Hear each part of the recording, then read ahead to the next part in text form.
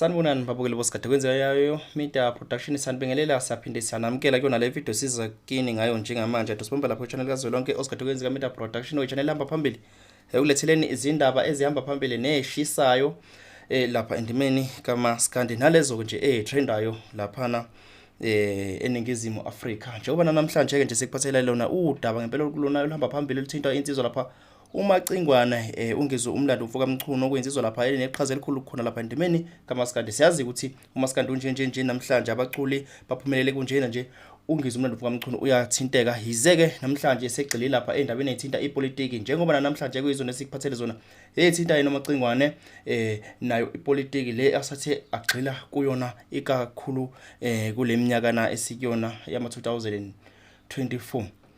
So okuyizona siyiphethe ukuthi ngabe kwenzakalani ngoNgizwe Mchunu. Ngiyazi ukuthi abantu abaningi sebeyibonile vela ama video etrend lapha uNgizwe Mchunu ehlaselwa abantu abangasiwa, kodwa ke abantu nje amanje bafuna ukwazi ukuthi yini eqhubekayo. Uma ngabe ke ubungakaboni ivideo lapho uNgizwe Mchunu ehlasela, sicela ukuthi uyibambe khona la iyona le.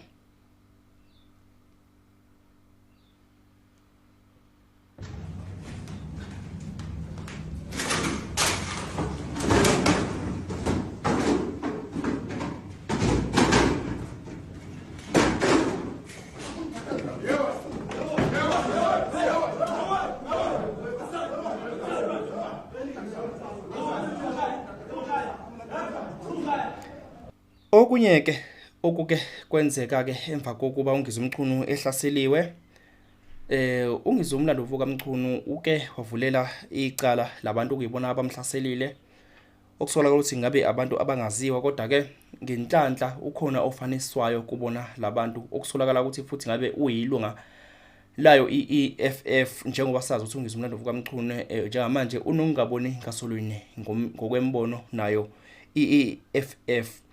Kodwa ke sikuvezele lapho uNgizwe Mchunu ethathe izinyathelo zokuthi ngabe yiziphi izinyathelo ayithathile emva kokuba ehlaseliwe. Sibone lapha kwivideo lapho khona ethwetshuliwe khona izintatheli khona lapha ekhuluma namaphoyisa eBay Police Station eyovula icala. Video kuyona esiphathele yona yile.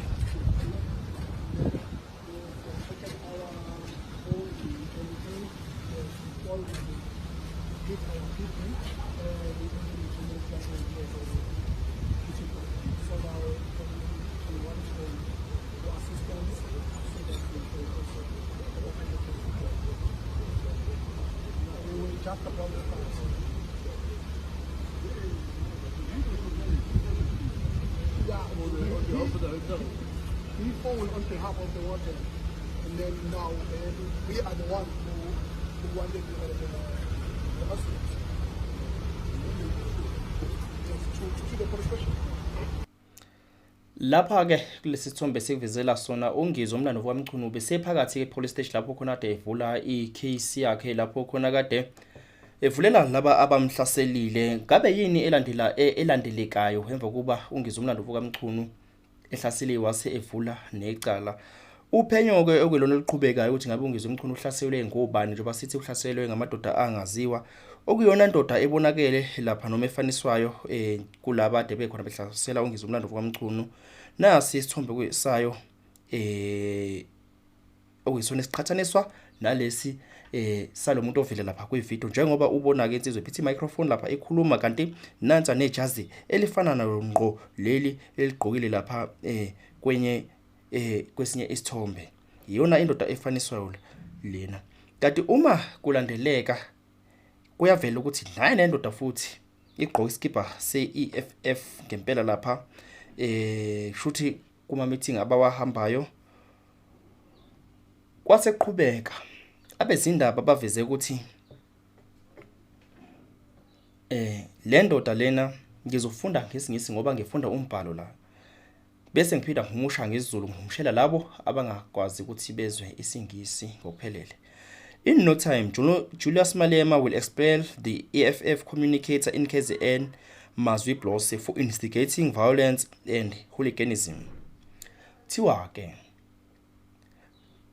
esikhathini esingaka ngakanani uNgizwe Mchunu uJulius Malema uzoyikhipha le ndoda engumxhumanisi lapha kwi-FF eKZN uMazwi Blose ngokuba umphehli wodlame nobudlwembe.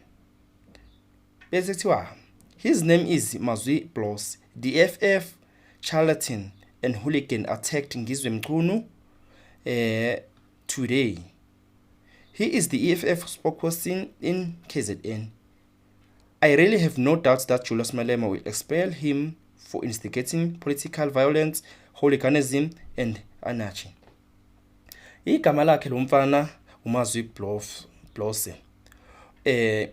Spokesperson we-FF eKZN. Thiwa ke nakanjani uJulius Malema uzomchitha eqenjini njengoba engumphehli wodlame nobudlwembe nongakwazi ukuziphatha. Iyona into ke njengamanje eqhubekayo ngenhlanhla Omsolwa usetholakele okuyena ohlasele ungizwe umlando umfoka Mchunu. Indaba iyonke kodwa iqale lapho khona ungizwe Mchunu ubekade live. Awuzweke undleleni leminyama ongabende basizwe ongabende bangonyama mabase khokele onjengethole inyathe emnyama kandaba empodo zimakhenkenene.